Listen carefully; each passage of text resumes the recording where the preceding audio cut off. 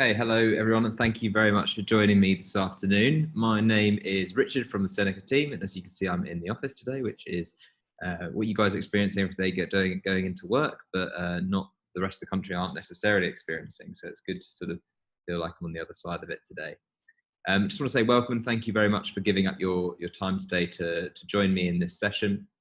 And we're going to talk about a few different things. We're going to talk about a bit of a background behind Seneca, how that sort of works and how Teams and Google Classroom operate and the differences between those different platforms. One of the really nice things about these platforms is actually when they work together, they can be really, really powerful and much more powerful than just using them on their own independently. And then we're going to look at giving you a bit of a demo about how Seneca works, how you can set up your Seneca accounts, and also how that links in with both Google Classroom and Microsoft Teams, and a bit of the basic functionality you'll find in Google Classroom and Teams as well. So you can get a bit of a rundown and get going with sort of understanding how those platforms work, which I'm sure if you're using any of those platforms, Seneca, Google Classroom or Microsoft Teams in your schools, then it will be a really useful session for you to sort of get on board and get started. A little bit of housekeeping. If you have any questions during the session, which I imagine they will come up, things you think, maybe I haven't explained things very well, or you'd like me to go into more depth with anything, or you just want to ask something completely random, that's absolutely fine. You can do that by, if you hover over my face with your mouse on Zoom, or if you're on a mobile, just click on my face and you'll see an option to open up a chat at the bottom of your screen. Now, once you open that chat up, you'll just be able to type whatever question there is that comes to your mind. And obviously, I'll come back to them and answer them in some time towards the end of the session to make sure we answer those questions for you. But otherwise, in the meantime, just feel free to say hi to everyone on the call and yeah, let people know where you're calling from. So I'm going to share my screen with you now so you can see exactly what I see. I'm just going to run through a few bits first of all. So to start off with the very basics of what actually Seneca is and what Google Classroom and Microsoft Teams are. So the reason I pair Google Classroom and Microsoft Teams together is that they're very similar platforms, just one's Google, one's Microsoft. So to start off with Seneca, we offer a homework and distance learning platform that students can log into. They can study whatever it is they want to study through our 25 different subjects that we offer. And some of the best things about Seneca is that, first of all, based on cognitive science, so the research and what is shown to be effective in learning is automatically baked into the platform. I think some of the concern maybe sometimes is when students are learning independently, they either don't know what to do, or you as a teacher maybe are concerned that whatever they're doing isn't necessarily as effective as it could be. So we've taken those strategies that are seen, that are sort of widely recognized as strong strategies to be using for learning for people of any age, but particularly for kids in school.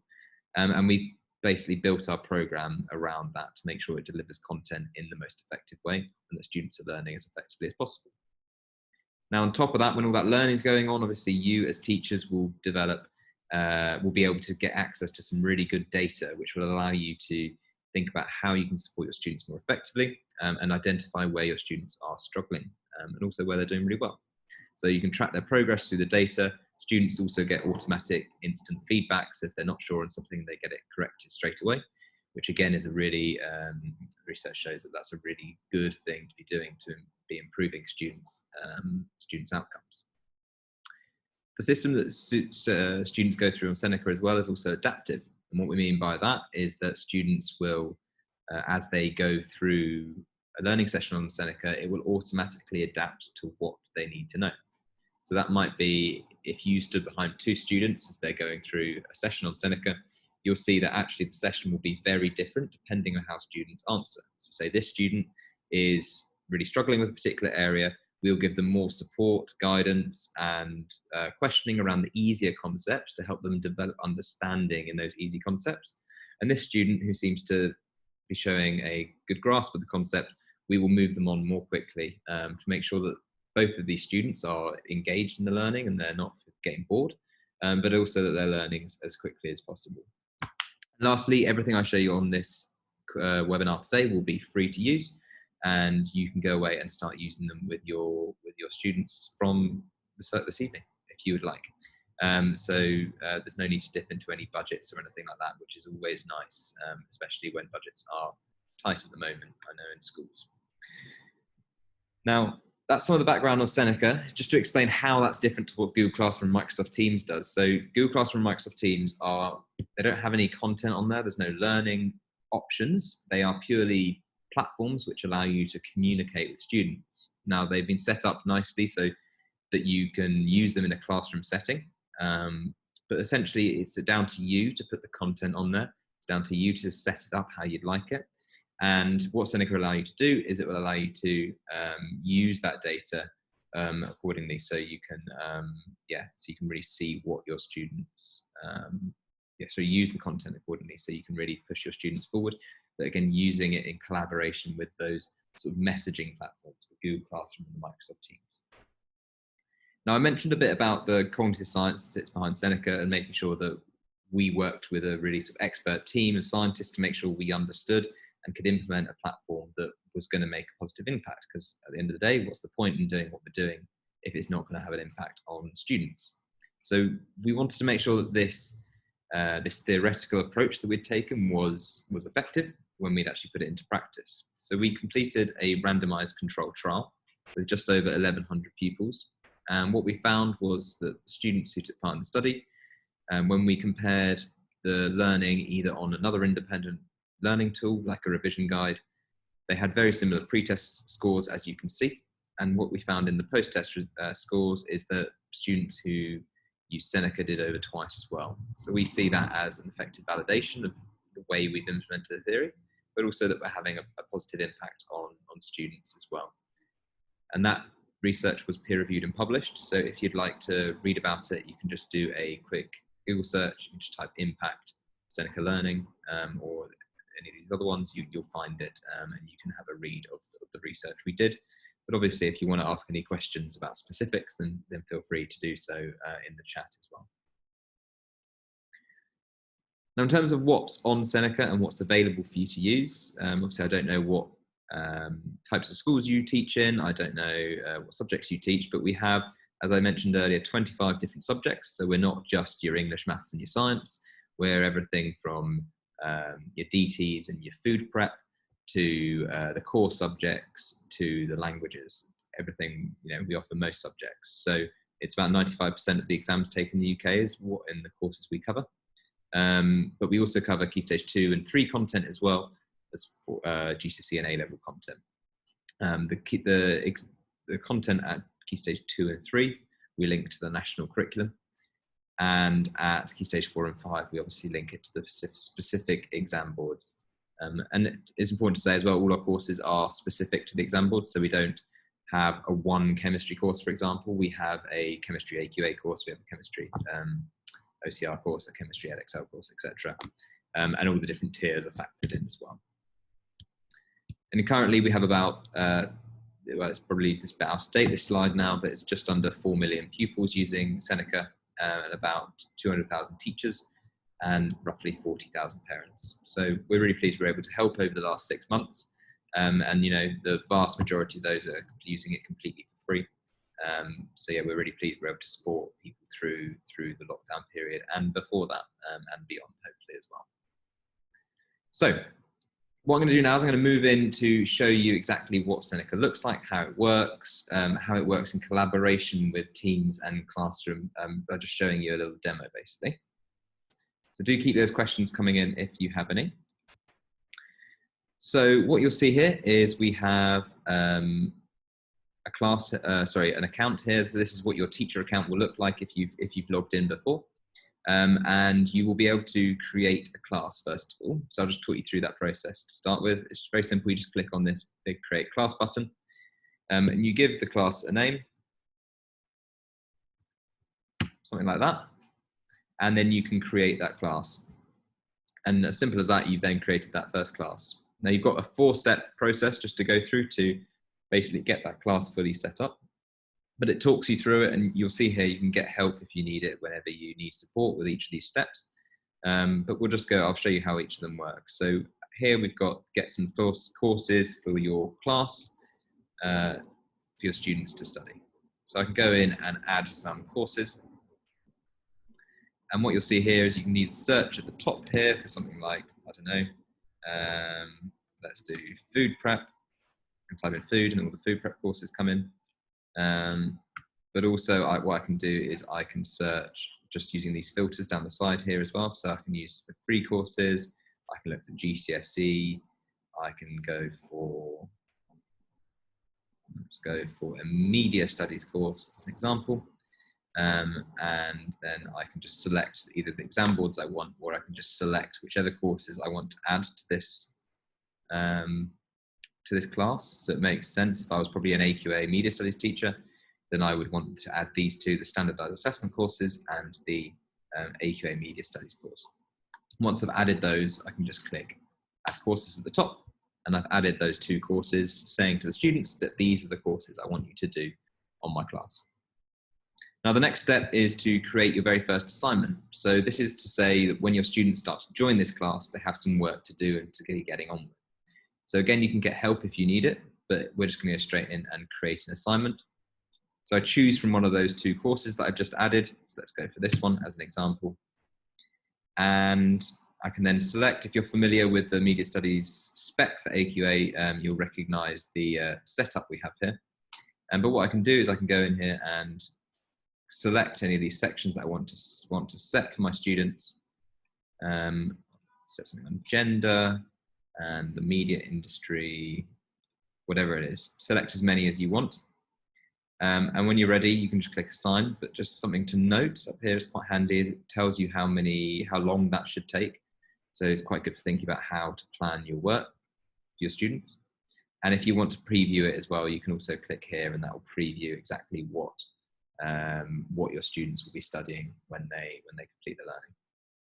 So when you're ready, just click assign, and you then give it a name. So whatever it is you want to assign it, and you can set a start and an end date. Now the start and the end date's really valuable because potentially what you could do is you could sit down at the beginning of a half term, say, and you could plan a whole half term's worth of work all in one go. And the work will only appear for your students after the start date has passed. So it allows you to sort of automatically set these up all in one go. It's quite a nice thing to do to save your time a little bit. Now, when I'm ready, selected the dates I wanted, whatever it is, I can just go ahead and click create. And that creates that very first class for me. So my students can have some work to be getting on with when they join this class. Now, I've mentioned it a couple of times, and you may have noticed that we haven't actually got any students in here. You see a big fat 0 here for number of students. That is our final step for adding students. So again, if you need help, you can get it. Otherwise, you can invite students. And there are a few different ways you can do this. So firstly, there are a number of options out here around sharing links. And there's also a class code and some printable business cards you can print out. But because we're talking here today about how to use Seneca with Google Classroom and Microsoft Teams, it makes sense to show you these two middle ones and talk you through that process. And then we can explain the functionality within each of them as we go. So let's start with Google Classroom. So here I'm sharing an invite link. So the idea is that I want to share something with the students, and when they click on it, they'll join this class. So I'm going to click on Google Classroom.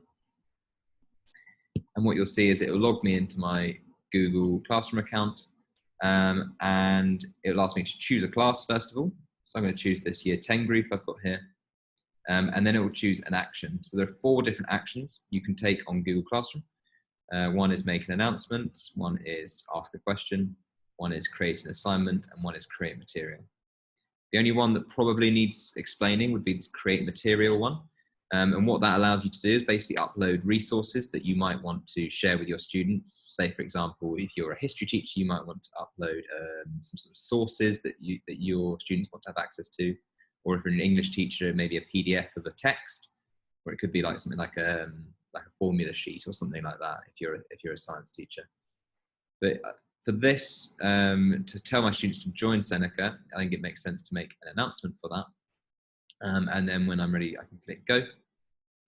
And you'll see this link's been generated here from Seneca. And I'm going to write a little message in here.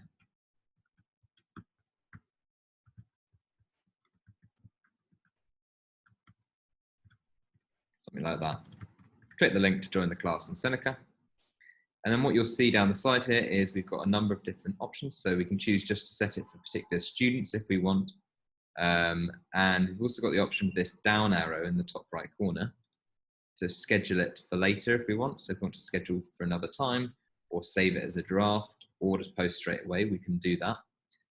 But I'm just going to post now so you can see what the process looks like for your students. So there you go. And Google Classroom always gives you the option to view the post straight away afterwards. So if I click view, you'll be able to see what that looks like in the classroom.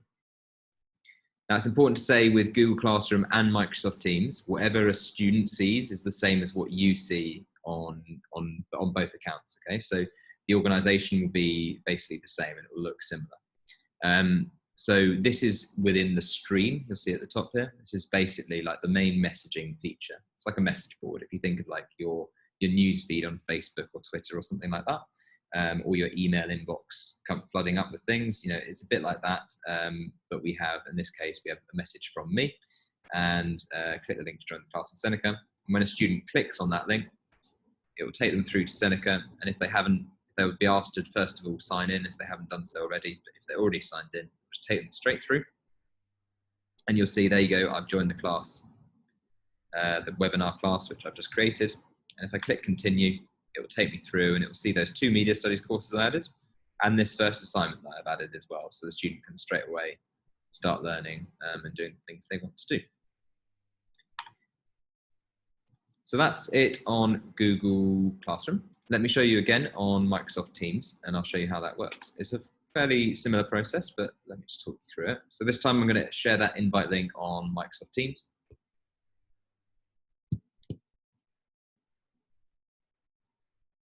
Now the difference with Microsoft Teams is it's developed in a way that's split into teams and channels. So teams could be something like your department in school, and then channels would be something that's more like a class within that department. So I know I've got a year 10 maths group set up here. You'll just be able to search for whatever you want to send it for.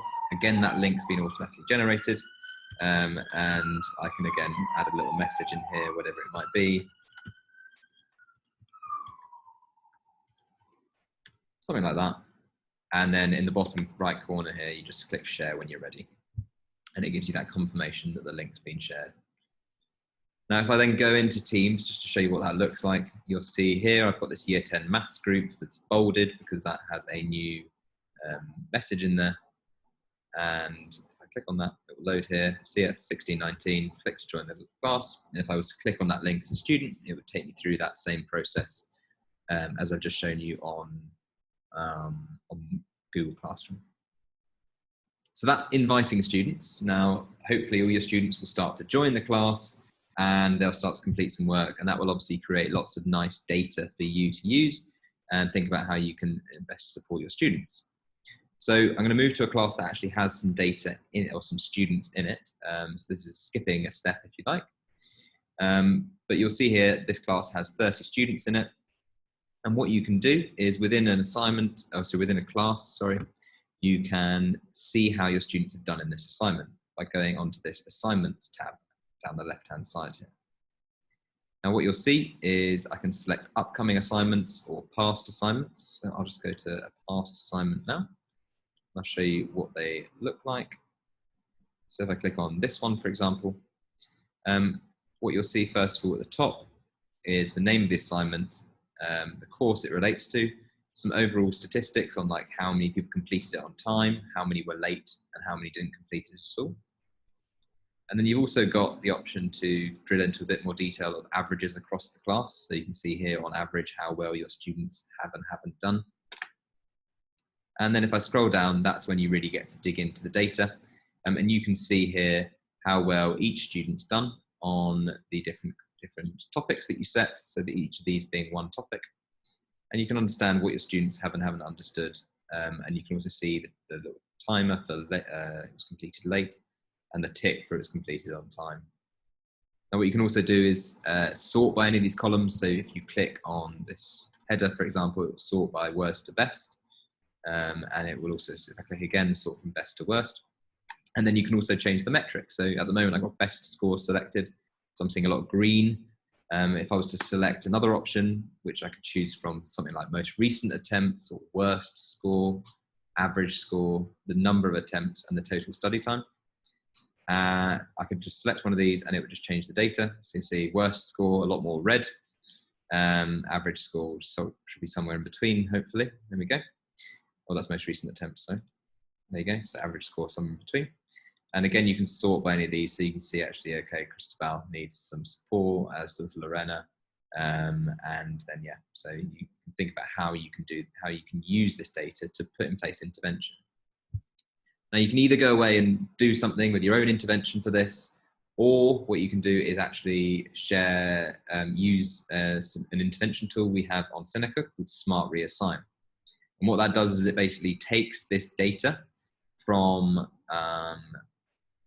the data of the assignment, and it allows you to automatically reset work for students based on how well they've done, based on the data we have. Okay, so let me show you again how that process works. So if I want to Smart Reassign here, I can just click Smart Reassign, and you can choose to just reset the work for if their best score was less than 50%, the best score was less than 80%, or if they didn't complete it. So I could select multiple of these, for example. I could select incomplete and best score less than 80%. And what it will do is it will go through each student and just pick the sections that they need to, that meet this criteria, and it will reset the work again for them. So I can give them a Smart Reassignment. Again, I can give it a name and a start and an end date, just like before. And if I want to click Reassign, then you can see I've got the option here to share to Google Classroom and Microsoft Teams if that's useful. Again, the process is fairly similar, but what you'll see here is you'll see I've got a group of students who's smaller than the previous set. That's because some have been cut out because they didn't meet that criteria I set. And you can see you've either got NS for not set or NA for not yet complete. So you can see here Yasmin's just been reset one section to do from this assignment. And again, you can see all the data for that if you want.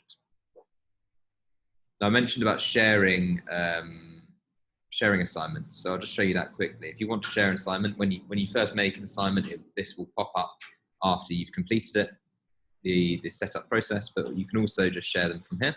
So if I click here, you'll be able to share to Google Classroom and Microsoft Teams. So if I was to click Google Classroom here, again, it would just take me through that similar process. But this time, I'm going to choose my class, this Year 10 group again. And I'm going to choose an assignment this time. Now it shows up slightly differently in Google Classroom, so it's important I show you how that works. So if I click assignment this time, I can give it an assignment. Can't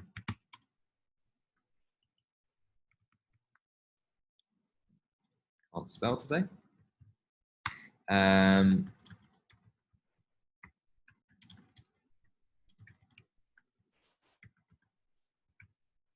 And then I can, again, set for some students or all of them.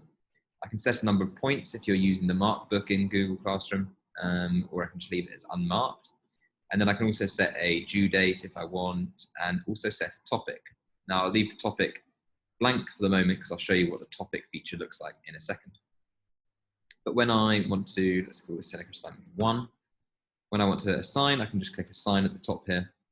And again, it will allow me to view that post in the class just by clicking View here. So again, that will initially take me through to the stream, and you'll see this Seneca Assignment 1 I've just set at 1625. And I can also go and see assignments in the classwork tab at the top here. So what you'll see is this Seneca Assignment 1 just posted at the top here. And these are these topic sections I was talking about. Now you remember earlier I mentioned that whatever you see on Google Classroom, your students also see. So, yes, this setup is basically a way to allow you to structure the content within the class to make it easier to find things and stuff like that, but also for your students to make it easier to find certain things. So what I can do is drag and drop this around. So I can say, drag this down to under topic 2. I can pop it there, and you can see that Seneca Assignment 1 is just popped there under topic 2. And you can just create a topic by clicking this create button and then topic, and you can completely customize that yourself. So again, let me just go back a step and show you this sharing assignment in Microsoft Teams. So again, here I'm sharing a direct link to Microsoft Teams.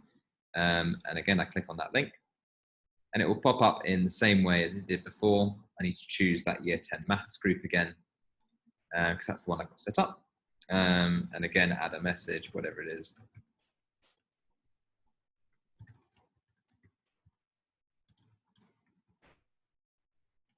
Something like that. Click the link to access the assignment on Seneca, and then I click share, and away I go, get that confirmation again. So let me just show you again what that looks like in Microsoft Teams. So you'll see this at 16:26. I've just clicked that link. So if I was to click on this link, I'd be directed through to the assignment. It'd be that on Google Classroom or Microsoft Teams. That process would talk through, and then the student would then be able to complete the work. So that's in terms of sharing assignments. From if you've set work, I want you students to do X, Y, Z, and I want you to do it by this date, and I want to see the data for it. I want to be able to share that on Google Classroom and Microsoft Teams. All of that you can do.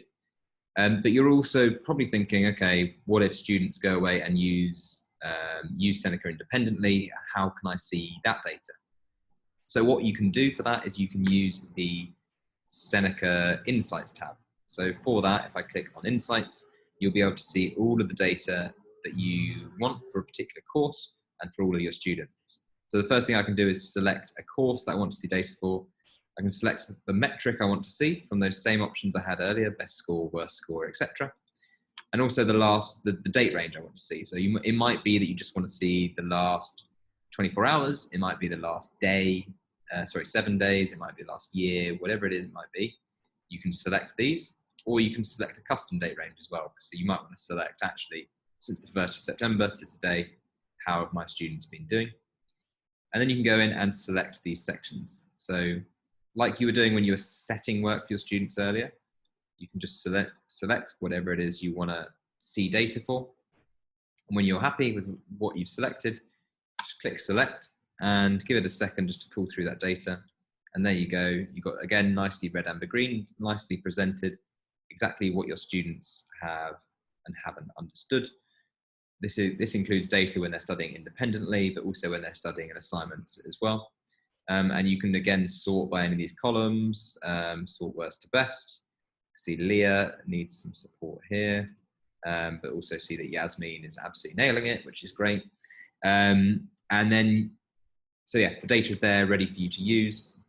And we'll soon add the reassignment feature from here as well. So that will help you with setting work and putting interventions in place as well. Now, I should have mentioned this on assignments, but I didn't. But you can also export any data on Seneca into a CSV file. So that would give you access to the data in a spreadsheet. So if I was to click on this button, what it would do is it would basically download a spreadsheet, which would allow me to access this data outside of Seneca, and then you can obviously do with it whatever you want to and whatever you need. You can use that data. Now, the third and final place to see data on Seneca is within the Students tab. And this is sort of your highest level overview of what your students have or haven't been up to. So again, you click these date ranges at the top. At the moment, we've got this custom date range, which tells us from the 1st of September to today. And you select the course you want to see data for, and then you can see your students' total learning time, the average score they've got, the number of sessions they've completed, and the number of correct answers.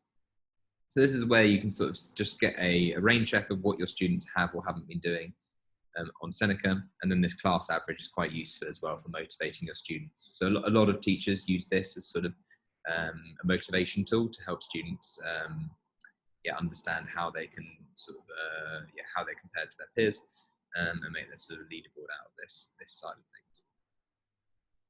So that's basically everything from student platform and the teacher platform and how it integrates with Google Classroom and Microsoft Teams. The final thing to share with you is an area of the platform that's pretty new to us. For teachers and schools to make more use of is our parent platform. Now, the reason we think it's so important is because we we know that there's a lot of research that's been done that actually parental engagement in student activity, in their child's learning, can actually really be really transformative in terms of improving student outcomes. So we're really trying to see this as a way to support that work and sort of use that research to the benefit of the students who use Seneca. And what parents can do is they can log in, again, create a free account. Everything I've shown you today is completely free. So parents come in here and create a free account. They can connect to multiple children if they want to. They have multiple children using Seneca, and they can just see some basic overview of data. So this will allow parents to have easier conversations with their kids, first of all, about their learning, but also make them feel involved with the learning, and then they can sort of, the benefits can just be sort of seen from that as time goes on. It allows parents to really quickly and easily identify where there are maybe troubles with the students' learning. But it will also, from your point of view as teachers, it will make your communication much more simple, because actually there's no need to write reports or generate the half-termly data that maybe you send out in your schools. This all happens automatically. They can see how well their child's doing across different subjects, and they just get a bit of an understanding of what their child is up to. So yeah, if you want to know more about that, then just check out our parent platform. There's lots of resources on our help center, which will help you sort of spread and use this with the parents of your students. Now, the very final thing that I want to share with you is this on Microsoft Teams. Unfortunately, this isn't an option on Google Classroom. There is this custom Seneca tab. So if I click on here, what you can see is that within Microsoft Teams, you can actually add your own tab, which gives you straight access to Seneca page, and then you can just keep everything within Teams. Now, you can obviously do this for your account, but your students can do it from their account as well. So you can see I've shown a few people how this works. But what you can do is just add a new tab up here, just pressing that plus. And this is actually a really useful tool in Microsoft Teams just generally, because it has a whole host of different apps you can put in here, everything from the normal Microsoft products like your Words and your Excels and your PowerPoints, but lots of third parties have also added things that you can add in to have extra tabs with. But for our benefit and for your benefit, we also have this option to add a website. So what you can do is actually link to any website at all here. So I'm going to make a Seneca one, and I'm going to add in a link here, which I'm going to get just from the beginning of this web address at the top here. If I just copy that, https://app.senecalearning.com, and I paste that in here. I can then choose to post about it in the channel if I want to let everyone know, or I can just get rid of that. And when I click save, you'll see it opens up this new Seneca 2 tab, and then you will just need to log into your account if you've not done so already. And it's important to say, like, if students can't see this, they log into their own accounts through this tab, but you can actually add tabs to share, so everyone in the channel will get access to this tab. Now, most people ask at this point, wow, that looks amazing. Can I get that on Google Classroom? The answer, unfortunately, is no. That's not something Google provide at the moment, but it's a really useful feature within Teams, I think. Okay, so that's basically all I wanted to share with you on Seneca, Classroom, Teams, the parent platform, the student platform, and your teacher platform. What I'm going to do now is I'm going to just stop sharing my screen, and I'm going to come back and see if there are any questions from anyone, so I can answer those for people. So if you haven't had a chance to write in your question yet, then please do get them in now. Okay, so first question from Gordon says, is there any way we can access the recording of this video, of this training, so you can share it with other staff not on the webinar? So yep, of course, what we will do is I will share a link to our YouTube channel, which will have this exact recording on it within about 5 minutes of finishing this session. So if you want to access this webinar, you'll be able to just go on YouTube and type in Seneca CPD, and then you'll be able to find a recording to share with your colleagues. Question from Esther says, I already use Seneca and I find it invaluable.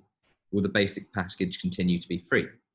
So our free tier will always be free. That's a commitment we've made. We are our sort of model is to find a way to give millions of students a free education through our platform. The way we currently do that is by offering a premium service to anyone who wants to have premium, but there's going to be no requirement to sign up to that service. It's purely if people want it. So yes, we will keep everything free on Seneca. So I'm glad you're finding it useful, and I hope you continue to find it useful.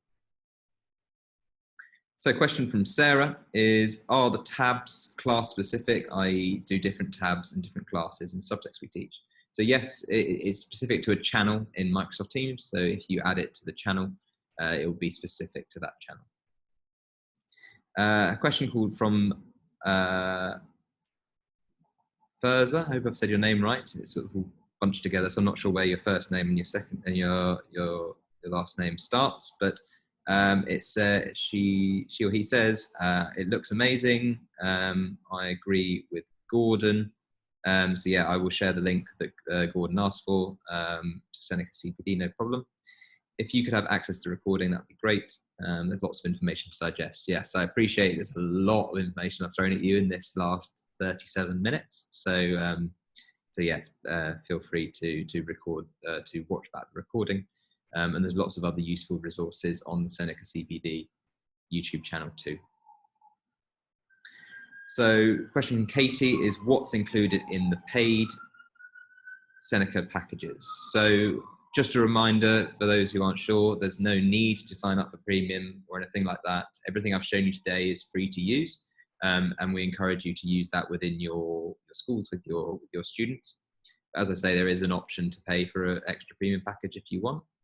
Now, what premium gives schools or students is basically access to, first of all, from the student side of things, is additional courses that students can log into and use. So these are things like predicted paper courses, so like exam style questions, extra learning modes, extra learning courses, again, like ready-made flashcards for students to use, something called hyperlearning, which is like a shorter, sharper, more sort of fast-paced learning mode, which students tend to like, along with a whole host of other premium resources, premium courses. There's about 12 different types of courses that you can gain access to, that the students, gain access to.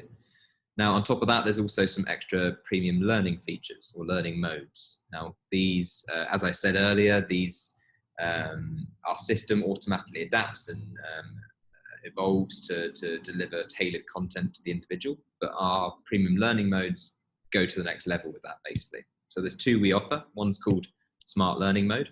And what Smart Learning Mode does is it's basically like a timetabling tool. So students will study work on Seneca. We will obviously then have lots of data on when they studied it, how well they did in the different topics and subtopics. We have all that data, and we're able to bring that together to basically make a personalized plan of what steps they should go through next based on their learning. So it's using, as I mentioned, the latest cognitive science and latest understanding of when people should revisit work, how often people should revisit work, to basically give a more tailored experience. And then the other one is wrong answer mode, which is kind of does what it says on the tin. And that basically brings all of the wrong answers for students together into one place, so that they can focus on the areas of the curriculum that they want to focus with more. But as I say, that is not necessary to access what I've just talked about. That's just sort of an additional thing that we can offer if schools or individuals want it. If you're interested in that, just feel free to get in touch with us through the help center. Question from Naluin. Again, I hope I've said your name right. Is it possible to put past paper questions in Seneca? So if you look throughout some of our courses, you will see past paper questions in there. So they are all there and ready to go. So yes, they are there and ready to use. If you want access to extra premium, extra past paper questions, not past paper questions, exam style questions. It's important to stress that because the exam boards copyright their past papers. So these are exam style questions written in the style of exam styles, again, written by people who know what they're doing. So they're high quality, but they're something that is accessed through the premium subscriptions. Another question says, will you be adding Key Stage 1 in the future? From Fazana. Thank you for clarifying how to say your name. So in terms of Key Stage 1, so currently what we offer is Key Stage 2 up to the end of A-levels. We wouldn't be against adding Key Stage 1 in the future, but it's not something we're looking at currently. And that's purely because it's just a very different, we'd need to make quite a lot of changes to make it accessible to Key Stage 1 students. So at the moment, we're focusing on really developing our offering for Key Stage 2 up. But it's not something we would rule out in the future for sure. Okay. If there are any last questions, please do just get them into the chat there. And I can answer them before I go. That can be about anything I've talked about today or anything more generally. Please do get them in. I'll just wait a second to see if there are any more that come through. Okay, so a question from Monica says, is there a facility to create your own quiz or task, and or just what's been produced for the specific exam boards, i.e. what you have already made in Microsoft Teams? So in terms of the content that's available, it's all written by senior examiners or very experienced teachers it's gone through a really strict QA process to make sure that it's as high quality as anything out there, if not higher quality. So you can be reassured that the content there is there and ready to go.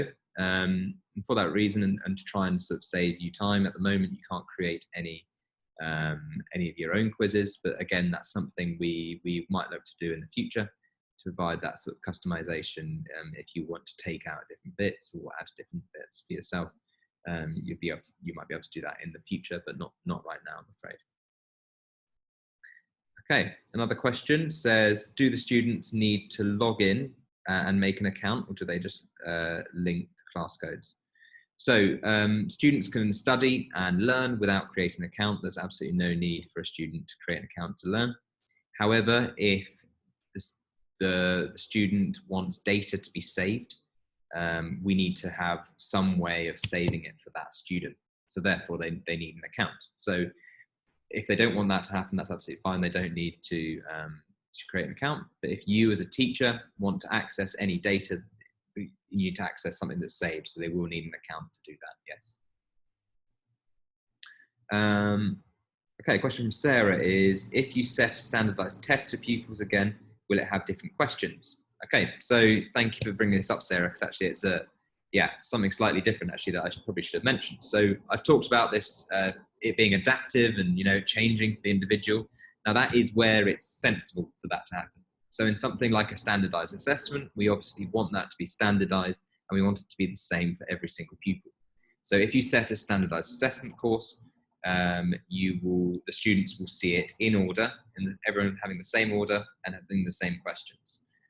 So you can be reassured that the marks you get for that are really sort of rigorous and all testing the same thing. But if you are setting one of our normal adaptive sessions, it will adapt depending on the individual, depending on what they see will change accordingly. Okay, another question says, is this why data disappears? It is because they have not made an account then, so students could have done it, they have no record for me to see. So that could be the reason that there's no record for you to see. The other reason that it could be is if students are completing work on an account that's not linked to your class, then obviously the data won't transfer to your class. So you just need to make sure that they are logged in with the same email address that you can see in the Students tab. If you just click Manage Students, you'll be able to see the email addresses of those students that are joined to your class, and then you can make sure that they're on the correct accounts when they're completing work. Because obviously, otherwise, if they're using, my email address would be like richard@gmail.com. If I was then using richard1@gmail.com, the data obviously wouldn't then transfer to the classes that are connected to richard@gmail.com. Okay. Okay, another question from Sarah says, so if I set a unit assessment again in a month's time, for example, they'd be the same questions. So yep, that's correct. So for the standardized assessment, every time you complete a standardized assessment, it will be the same questions. Okay, any final little last flurry of questions there, which is nice. But if you've got any final questions, please do get them in. But otherwise, I just want to say thank you very much for joining. It's been really great, and I hope you've enjoyed the session. If you have any questions or you're having any troubles with anything, best thing to do is just get in contact with my colleague Olivia, which you can do on your teacher account. Just in the bottom corner, there'll be a little chat icon, and you can get in touch with her, and she'll be able to give you some support to get set up with anything you need. Otherwise, best of luck with it, and I hope you and your students enjoy using it. So thank you very much.